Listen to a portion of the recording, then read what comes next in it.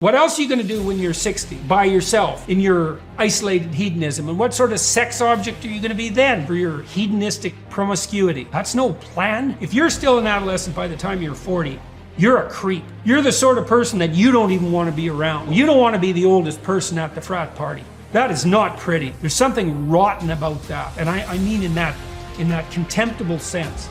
It's something that's overstayed its welcome, man. And, you know, people are willing to forgive your immaturity when you're 22 or 23 or 28 maybe, or even 30.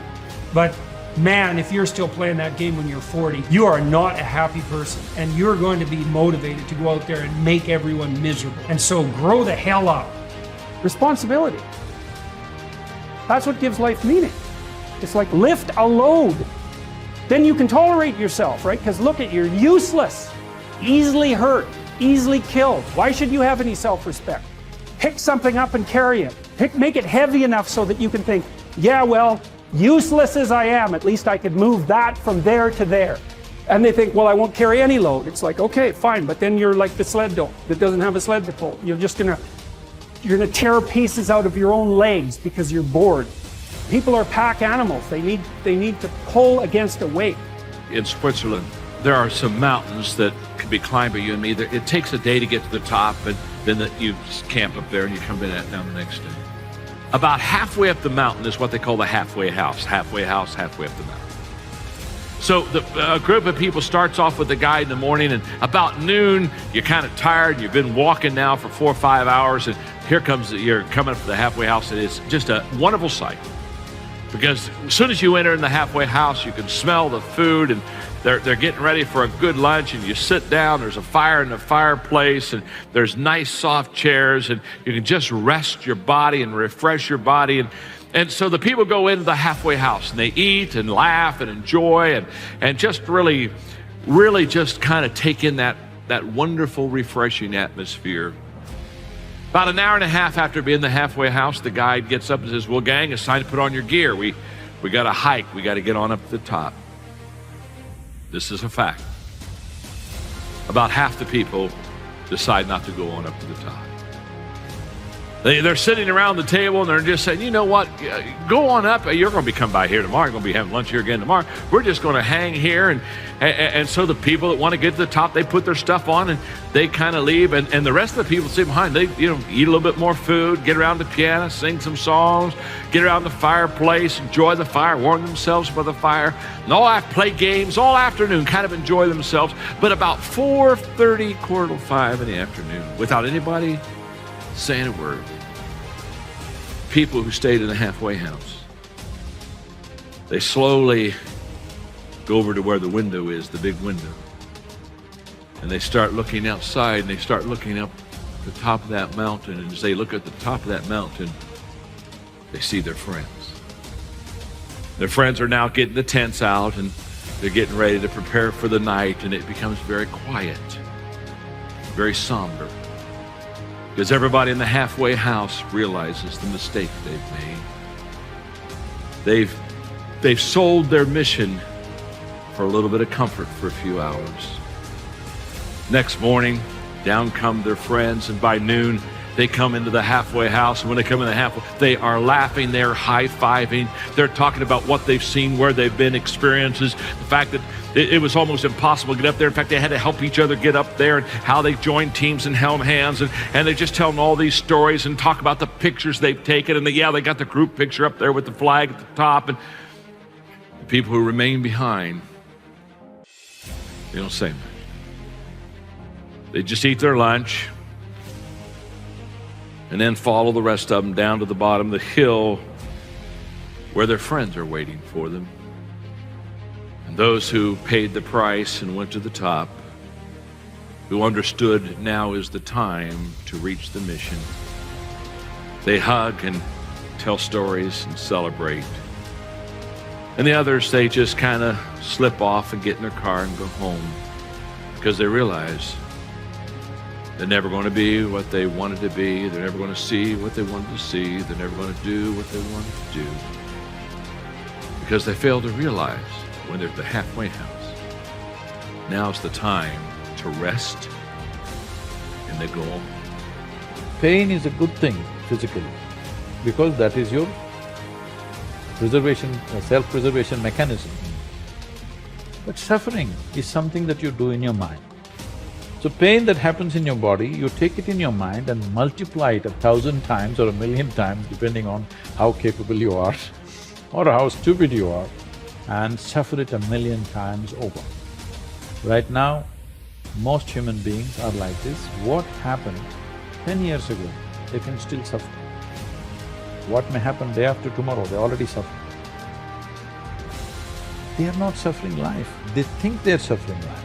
So for me, a human being being impactful means, how conscious have you become? This is very important. Because if you're in compulsive cycles, then your energy gets wasted in so many things. If you observe people, so literally 50% of life is gone, daily basis, just for basic maintenance of this life. 50% of the time is gone in maintenance, remaining 50%, what they have. If you look at every single move that they may make with their body, their thought process, their emotions, you will see a whole lot of it is happening in compulsive cycles. Your experience is entirely determined by you. This is what the word karma means, unfortunately. It's become something else here. Karma means action. Means when we say your life is your karma, we are saying your life is entirely your nature. Said, what happens in the world? There are many, many forces involved. What happens within me? It's 100% me. 100%, isn't it? If you don't take charge of this, then you're an accidental life. When you're an accidental life, anxiety is very natural. Natural, isn't it? Suppose you're driving accidentally, that is, you don't know what's happening, and you're simply somehow going. Anxiety is natural or not? Yes. Any accidental movement creates anxiety. So this is why consciousness means this, that you have taken charge of the instruments of life, which on most fundamental level is our physiological and psychological space. You have taken charge of this. Now your health, your happiness, your joy, your ecstasy, your misery, everything is in your hands. You exercise them as you want. The most important thing is to work upon yourself. What does it mean by saying working upon yourself physically? Just set up small goals for yourself for the next few weeks. Suppose you're 18 for the last 30 years. When the first time when you became 18, if you did bend down, how far would you go? At that time, maybe it went all the way to the floor. Today, maybe it's like this. Just see if you can go 6 inches more. When you were 18 years of age, how quickly you went up a staircase. Today, how you're plodding up the staircase. See if you can improve it by 10, 20%. 20 improvement in the next 2 weeks. Just check your picture when you were 18 or below, how you would stand, how straight you were. And now, if you become like this, straighten yourself up a little bit. Look further back, what kind of smile you had when you were 6, 8, 10 years of age. See if you can get 50 of that back on your face all the time. Not by simply grinning a plastic smile, but bring that magic back into you.